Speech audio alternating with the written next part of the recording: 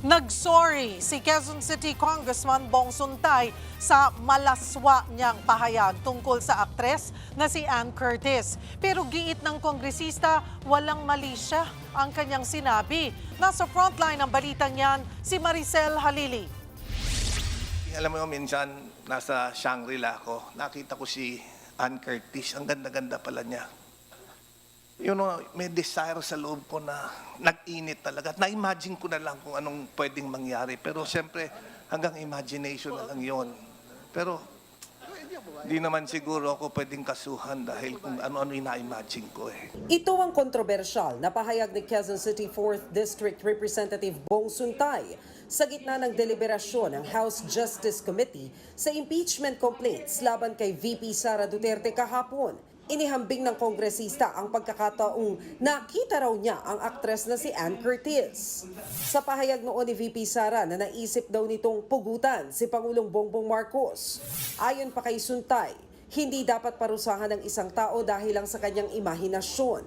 Hindi nagustuhan ni Committee Vice Chairperson Bel Zamora ang pahayag ni Suntay dahil insulto raw ito sa kababaihan.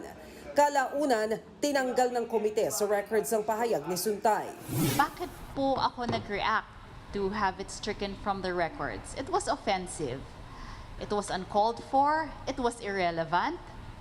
And it was very unbecoming of a congressman for him to do that. Ngayong umaga, nanghingi ng paumanhin si Suntay sa mga na-offend. Walang malis doon sa nanais nating gawin doon sa statement na yon. Ayaw natin makasakit through that analogy. But kung may nasaktan, humihingi tayo ng dispensa.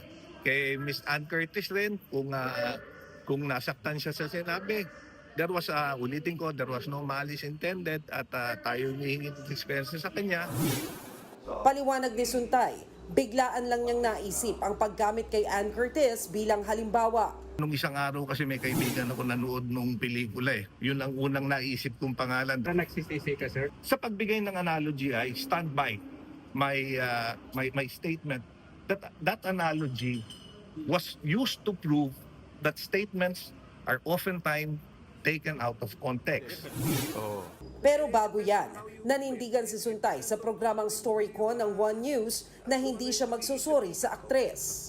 Pero don't you think, Congressman, you owe Ann Curtis an apology for using her? Sabi ko, ang ganda-ganda niya. And I think she should take it as a compliment.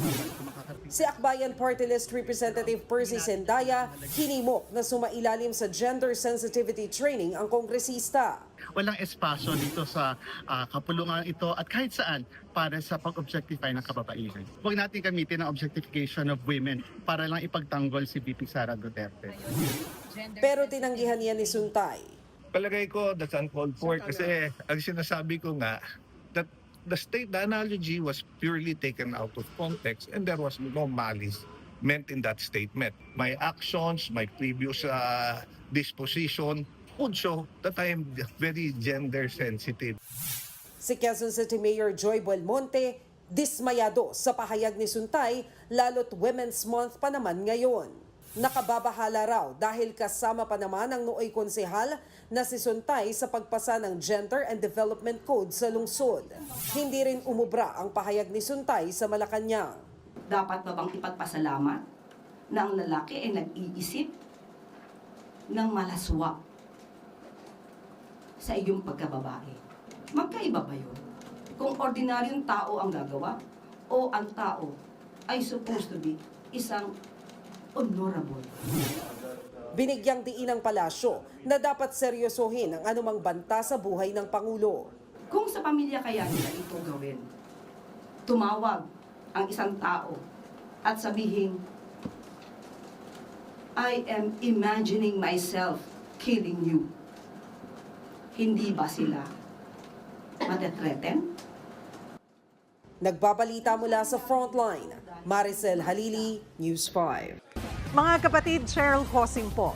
Maging maalam at may pakialam sa mga napapanahong issue at headlines. Mag-follow at mag-subscribe na sa social media pages ng News 5.